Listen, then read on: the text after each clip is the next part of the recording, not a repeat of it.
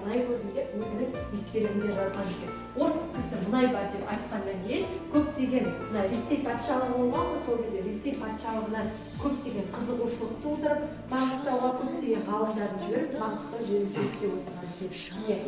Андреев, Баярус деген саяхатшылар келіп, әрқалай Маңғыстау жерін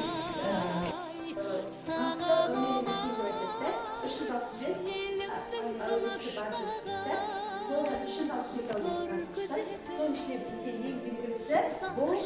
Никитата және Шолпан әкелген. Никитата балалар жалпы 5 жағынан 4 жағынан танымал, олар тегінде балаға шаққан авторлармен танымал, сіздер сияқты балалар болса танымал, осындай мешіттерді салынған сәулетші ретінде танымал, және кейбір жағдайларда алдын ала көретін ерекше қасиетіне сондай қасиеті бар.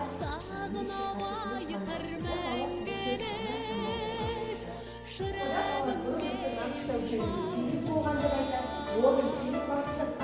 ол сол кезде өмір сүрген мысалға ақыл қанқасын көзді киттен жануардың қабырғасы ұлтасты қалғанда қабырғасы теңіздің мөлдір таза тонығындай ұшады Маңғыстаудан шағалалар шашылған күннің күміс сынығындай шуағым менің Маңғыстау